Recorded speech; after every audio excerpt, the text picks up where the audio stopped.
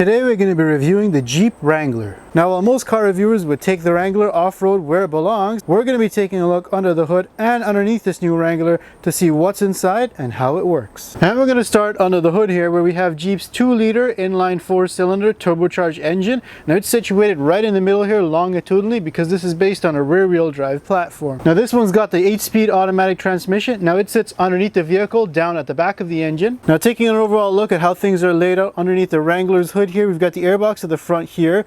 We've got the turbocharged and exhaust side of the engine over here, and on this side is the intake side. Now over here we've got the power steering fluid reservoir, the battery fuse box. Up on that side there we have the coolant jug, the brake master cylinder and reservoir. We got another coolant jug up the front here, windshield washer tank, and the PCM computer. And we're going to start with the air intake setup on the Wrangler. Now nice and high here we have the air intake, so when you're treading through water you're not going to get water in your engine. Here we've got the air box with the air filter. It's then going to bring that air into the turbocharger located over here. Now that turbocharger is going to spin up and pressurize that air and push it through this charge pipe on top of the engine here just past the diverter valve and then over to this side of the engine. Now that air is going to then come through the charge pipe past this airflow sensor here and go into this drive-by-wire throttle body and then into this air intake plenum, which is pretty difficult to see, but it's basically a big giant plenum made of plastic, and it houses the intercooler before then going into the engine here to get burned. Now, if you ever got to do any work on your Wrangler's engine, you got to remove this air intake. Look at all these components here that are blocking it that you got to remove in order to get that intercooler out. In order to access the air filter on your Wrangler, you have to remove a couple of bolts here that hold the air box down. And I'm going to loosen up this hose clamp a little bit here and then just move this air box out of the way. And then I can peel off this air filter.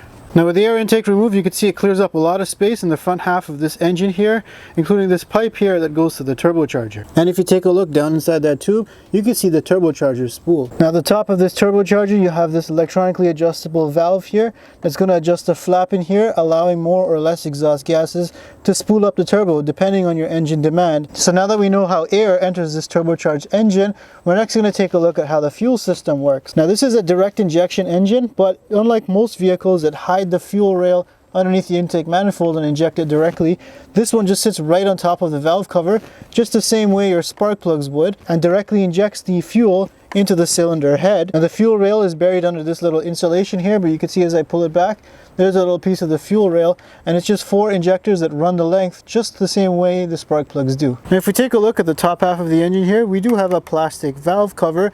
Now the top here we have the 4 ignition coils that are easily accessible. Just got to remove this charge pipe so you can easily change out your spark plugs. Now this engine still uses 5W30 weight oil, and the dipstick is located over here. A lot of newer vehicles tend to use 020 weight oil, especially this is just an engine that just came out. Now taking a look at the underbody of the Wrangler, you could tell no attempts were made to make the underside aerodynamic or covered with any splash guards or anything, because this was purposely built as a slow off-road vehicle. Now underneath here you can see we've got the engine, again mounted longitudinally, then behind that we have the transmission, and then further behind that we have the transfer case. Now changing oil in the Wrangler is pretty easy. You got the drain bolt over here and a canister style oil filter over here, which is easy to spin on and spin off. You probably don't even have to jack up the vehicle to access these. Now the oil pan itself is made of plastic, so if you do crack it while crawling over rocks, it's pretty easy to replace, just a couple of bolts and it should drop right out. Now other things at the top here include the PCV valve as well as the EGR valve. That's right, this does have EGR, and it's actually going to take exhaust gases from the back of this turbo here off of the catalytic converter and bring it back around to be reburned inside of this intake here. The PCV valve just vents directly into the intake down at the back here. Now if you do have to change valve covers on this Jeep, well, it's quite intense because you have to remove a lot of stuff here, including the charge hose, a lot of electronics, a lot of hoses and wires and cables. It kind of goes against the simplicity of a 4-cylinder engine. Now if we take a look at the front side of the engine, underneath this valve and plastic timing cover here, we have these 2 camshafts. So this is a double overhead cam engine where you got the intake on this side and the exhaust over on this side, and these both have variable valve timing. You can see these here are the actuators that'll control them hydraulically. There's no electric motors here. Now just in front of those timing chains is the drive belt setup. You can see over on this side you've got the alternator and the crankshaft down below. This is a single belt system. Over here we have the AC compressor. The shiny one there is the water pump. Here we have the tensioner and an idler pulley. Now once you do get this vacuum pump out of the way, it clears up a lot of space to work on the front half of this engine here. So it's very easy to access this tensioner, wind it back and peel off to change that belt. Now over here we've got the alternator. Now this is not a model with e-torque, so this uses a traditional style alternator that charges the 12-volt battery system.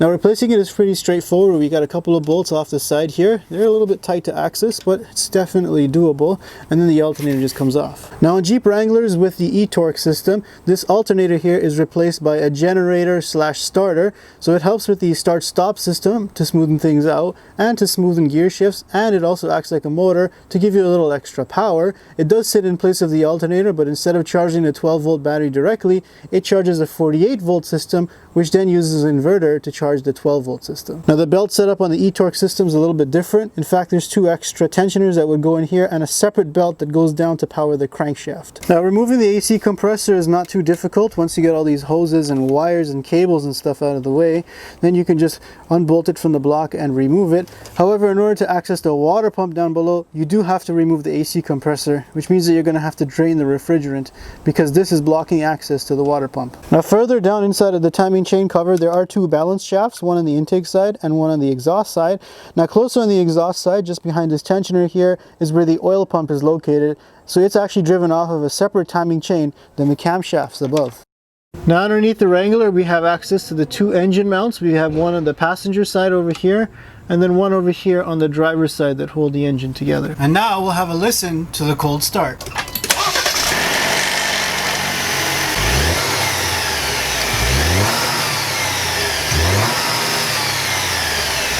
Now overall, working under the hood of the Wrangler, there is a lot of plastics, a lot of electronics, and a lot of coolant hoses that run everywhere, which means that if you have to work on this car, you're going to have to drain the coolant just to access something, or you're going to have to disconnect a bunch of electrical connectors, and some plastic bits are going to break over time. This is even more than a typical modern turbocharged engines that you'd find in other brands, and especially for a 4-cylinder engine, it's going to be pretty difficult to work on. I'd expect it would be a lot more spacious, especially in such a bigger vehicle. Now looking at the electronics, we have the battery located over here. It's got this nice little jacket to keep it warm in the winter, and at the back here we've got the fuse box, and everything here is nicely labeled, although there are a few fuse types and relay types that I've never seen before. Now one thing I don't like is the placement of the powertrain control module. It's right under the hood here, subject to heat, weather, and collision damage, although they do put the electrical connectors right up at the highest point of the hood here, which is good when you're treading through water off-road. Now overall, looking at this engine bay from down below, things are pretty simple and basic. It's mostly all the mechanical systems down here, not too many hoses, wires, or electrical systems. Now we're going to take a look at the transmission on the Jeep Wrangler. Now this is an 8-speed automatic transmission. You can see it ties in with the engine here where it bolts up to at the bell housing. It'll then come in here to this steel oil pan. It'll then send power when it's done changing its gears down to the transfer case just behind it. Now servicing this transmission is actually not easy because there's no drain plug on this pan. In fact, they actually require you to remove all these bolts going around here. Notice how they use Torx bolts to kind of deter you from changing your transmission fluid. And then when you drop the pan down, it makes a big mess and drains your fluid for you. The fill port is located over here on the side of the transmission, and you do need a pump to pump in fluid and a scan tool to check the temperature in order to get the fluid level right. Now here's where the transmission shifter is located. It uses an electric motor to shift the gears for you, so there's actually no direct linkage between your shifter knob and the transmission itself. And the downside to shift by wire is that there's a lot of lag when you shift. Now on the driver's side, just beside the prop shaft, we have the transmission warmer, which is going to bring warm coolant in here to warm up the transmission fluid on a cold morning. Now in addition to that transmission warmer, some models are also equipped with lines that bring automatic transmission fluid out to the radiator to cool it off. Now if we follow this oil pan from down below, way up above here underneath the intake manifold is the starter motor. Now accessing that starter motor is really difficult because not only do you have to remove the alternator, which is actually further up at the front here, where you have to remove a bunch of cables and work in a really tight spot in order to change that out. Now most models like this one that don't have e-torque are going to rely on this motor to start the engine, but the ones that do have e-torque do rely on the generator itself to start the engine, so this isn't going to wear out nearly as fast. Now once the transmission is done deciding what gear you need to be in, it's then going to run through to this transfer case. Now this is a real 4-wheel drive setup, which means that you have 4 low, 4 high, as well as 2 high, and of course neutral if you want to tow the car. Now depending on what you've got it set to, power is going to transfer straight directly to the rear wheels, or if you've got it in four-wheel drive, it can reduce the gear ratio to 4 low and activate this front prop shaft. Now at the current moment the vehicle is in 2 high, and you can see that this prop shaft is now free to spin. Now unlike the transmission, the transfer case is manually selectable with an actual knob that is linked to the transfer case right over here. Luckily, changing the transfer case fluid is going to be much easier than a transmission. You have your drain and fill ports right on the back here. Now once the transfer case has done its job, it's then going to send rotational power through this drive shaft to the rear differential. Now you can see that this drive shaft's got an interesting spline type design to make it stronger, and the universal joints are actually covered in a boot, which is good if you go off-road. Now that front prop shaft is going to bring its rotational energy to the front differential here. Now the front differential is connected to a solid axle up at the front here. Now Jeep enthusiasts know that there are different ratios that you can get for this differential depending on trim and different upgrades. This is also an electronically locking differential, which means that you can lock both sides up for real off-roading. I like that they've even thought about ventilating the differential and running the hose way up at the top there so you don't get water in the differential. Now this being a solid axle design, it means that the entire front axle here is one solid piece and the wheels are dependent on each other, so if one goes up the other one will go down. It also means that the suspension is integral to the design of the solid axle. Now the main advantage of a solid axle of course is not only durability, but you can have more articulation, especially when you're going off-road. Now replacing the differential fluid on the front diff here is pretty easy. You have the fill port up here and the drain port down there. Now once the front wheels are engaged and that decoupler is on, it'll then send power over to this axle, and this axle has a universal joint on it to allow the wheel to articulate about its steering axis or kingpin axis. You can see as I rotate it here, it'll rotate with the wheel. Now taking a look at the drive shaft as it comes down to the rear here, you can see there's a really big cavity here, probably where they could put hybrid batteries on the mild hybrid model, because the fuel tank is only located on the passenger side. Now that drive shaft is going to come straight to this rear differential and power the 2 rear wheels regardless of what mode you're in. Now servicing this rear differential is pretty easy. We have a fill port over here and a drain plug down here. Now just looking from the beefiness of the axle and all the suspension components at the back here alone, you could definitely tell this is not really a mall crawler with a part-time all-wheel drive system.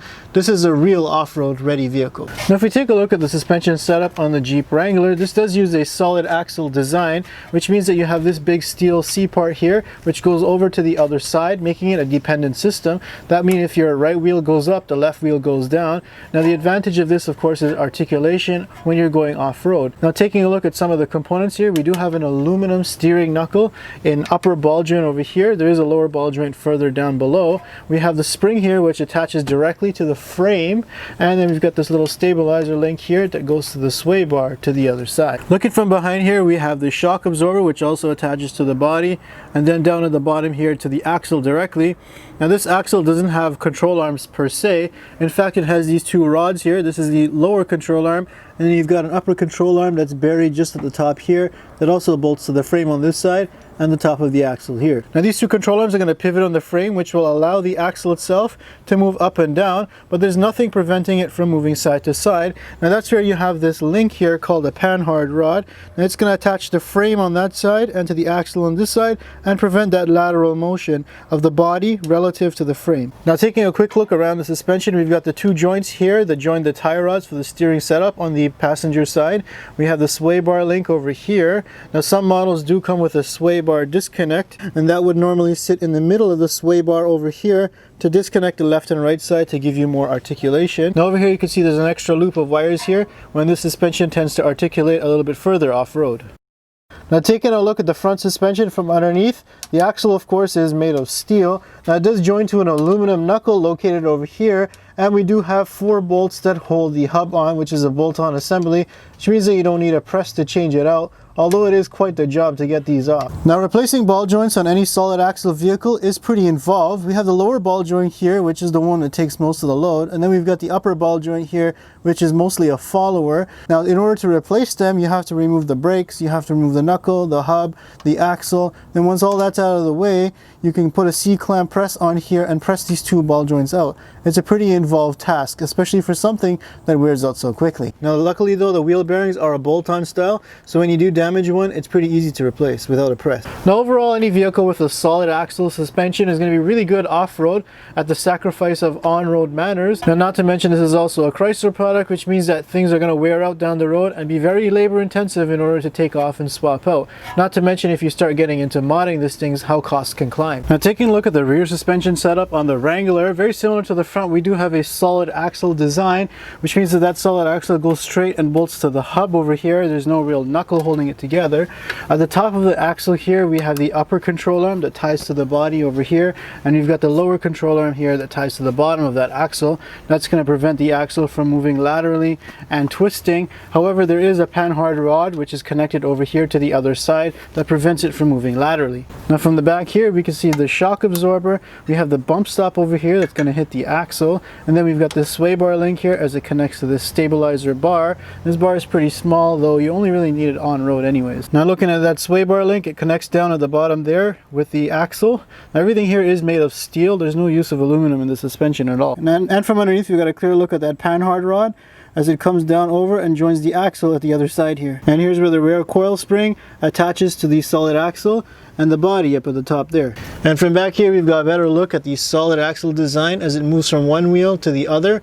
You can definitely tell when this goes over bumps, it's going to be a dependent design where one wheel's movement up is going to make the other wheel move down. From back here, you can see how the panhard rod joins the body to the axle. Now looking at the rear suspension from behind here, we do have a bolted on bearing, which is going to be pretty easy to change out at the back.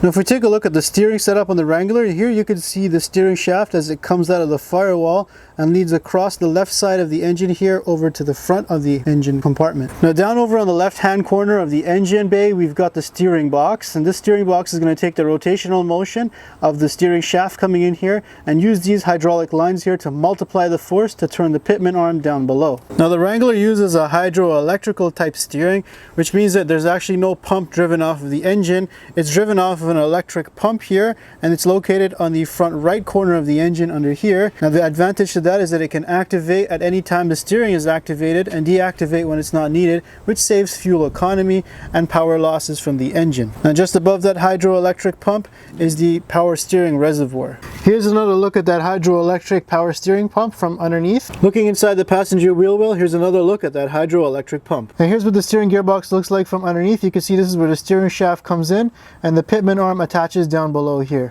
Now from down below, that steering gearbox is going to attach to this pitman arm, which is going to rotate back and forth here, and that's going to push and pull on this drag link back and forth here.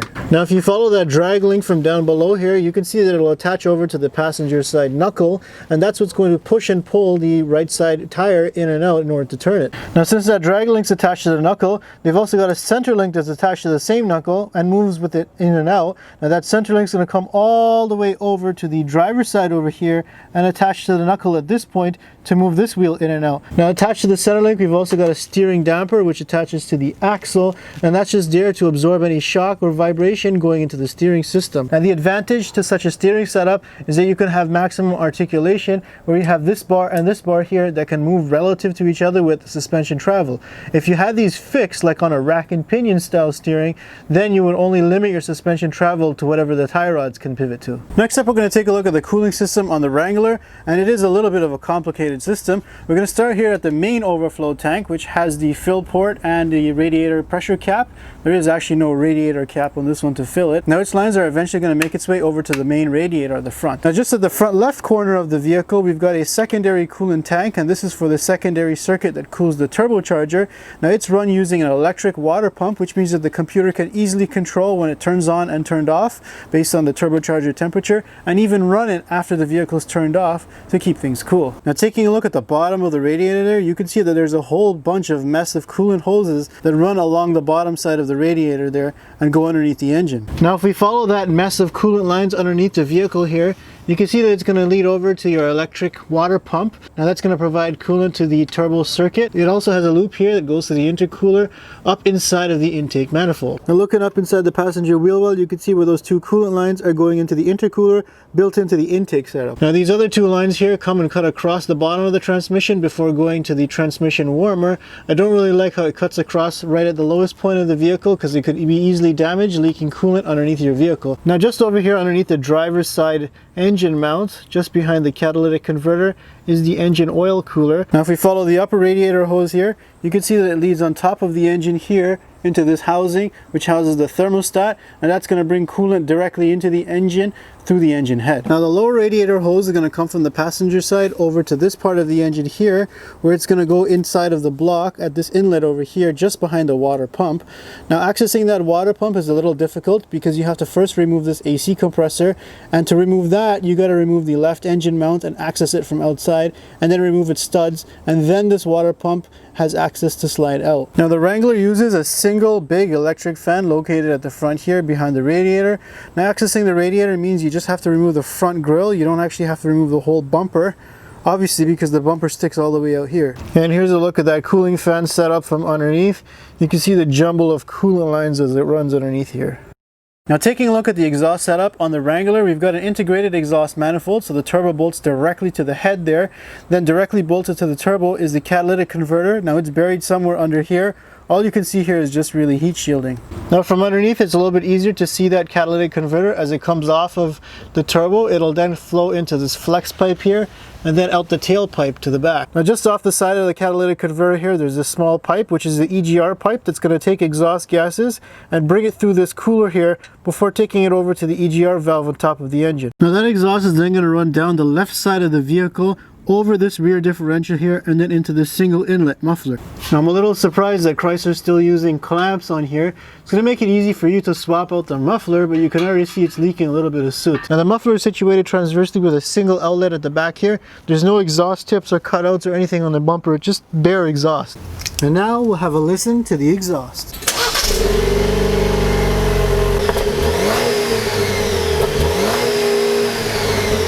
Now if we take a look at the braking system on the Wrangler, it uses a traditional master cylinder attached to a vacuum brake booster. Now this is probably the first brake booster I've seen that is not black. Now because this is a turbocharged engine, the brake booster can't draw its vacuum directly from the intake manifold. There's not enough vacuum pressure there. So instead Jeep's chosen to use an electric vacuum pump to power that brake booster. Now it seems like a real afterthought because they just stuck it right down in the middle here in front of all the drive belts as if they had no other spot to put it. Now that master cylinder is then going to send its fluid to the ABS module, which is going to control the traction and stability controls, as well as any safety features and off-road features like hill descent assist or brake hold features that this vehicle has. Now the front brakes on the Wrangler are pretty beefy because this is a heavy vehicle. That's why it uses a dual piston floating front caliper design with a good size rotor. Now the rear brakes on the Wrangler are pretty good size, but they are a single piston design floating caliper with a disc rotor. Now inside of here we have a disc drum, which is what's going to house the parking brake. That's right, the Wrangler still uses good old school cable style mechanical parking brakes. It's going to attach out to here and pull that drum mechanism inside of here to activate it. Now looking under here, we do have this nice big fuel tank on the passenger side. It is covered by this solid steel plate here, but the tank itself is made of plastic inside. Now unfortunately, in order to access the fuel pump, because this is a body on frame vehicle, you can't access it from inside the vehicle. You have to drop this entire fuel tank down in order to change the pump or its filter. Now although Jeep chose to put the gas tank on the passenger side, they chose to put the filler neck on the driver's side, which I find really interesting, which means that you have this filler tube here that runs over and across to the tank. They could have just put everything on the passenger side anyways. Now the Wrangler is a body on frame style vehicle, which means that you have the body here, which is what the cabin and everything else is based off of, that sits on top of this ladder-like frame that runs the length of the vehicle. Now having this ladder-like frame is good for towing, strength and durability, especially when you're taking this vehicle off-road. Now you can see that there are reinforcements that run across the ladder frame along its length, and that's really what separates the Wrangler from a Jeep Grand Cherokee or something. Now just so you know, next time you step on your running boards, this piece underneath here is actually made of plastic and it doesn't connect to the frame directly, it just connects to the body. Now looking up underneath the radiator here, there's no official radiator support, but you can see the different layers of coolers they have here, including the radiator, the condenser, and the radiator for the turbo circuit. Now looking up underneath the bumper here, this little plastic guard they're giving you is just pretty much a joke. It doesn't really do much, but if you actually look underneath the bumper here, you can see you've got the steel bumper, which is the part that protrudes out in the front, and then down below that you have another reinforcement. This is for crash protection, so smaller vehicles don't get pushed underneath the Wrangler when it collides. Now overall, underneath the Wrangler, it's nothing like up top. Everything's pretty simple. It's mostly all the mechanical systems down here. I guess spiders think that Jeep Wranglers are cool too, because it made its web at the back of this Jeep. Now, although I don't typically like Torx fasteners, especially on German cars, at least Jeep is nice enough to include a toolkit for all of these. Now, overall, I think the Jeep Wrangler is a good attempt at building a very capable SUV off-road, unlike many of the other SUVs on the market today. Now, underneath the Wrangler, things are very simple with a body-on-frame construction and a solid axle design that's going to be very durable. However, under the hood, I think Jeep's gone in the opposite direction by making things overly complicated. They've gone with a turbocharged engine with a lot of electronics under here that's not going to bow well for reliability or durability, as well as the use of a lot of plastics and a general lack of thought when it comes to replacing and servicing these vehicles. Now, while I do appreciate its uniqueness in the market, as well as the modular design and all of the innovations that the new Wrangler has, I think Jeep really missed the mark under the hood, because the demographic of people who buy Wranglers are ones who work on them and especially do their own maintenance and modification. I mean, if you just look at it, this is just only a 2-liter 4-cylinder engine, supposed to be a really small engine for the size of this vehicle, and everything is just so cluttered up inside of here. Imagine the 6-cylinder or even the turbo diesel. Now, you tell me in the comment section down below, what do you think of the mechanicals of the new Jeep Wrangler? Do you think Jeep has missed the mark under the hood but still kept everything underneath traditional, true to its heritage? Make sure you follow me on Instagram to find out what the next car review is going to be, and subscribe for more videos just like this one.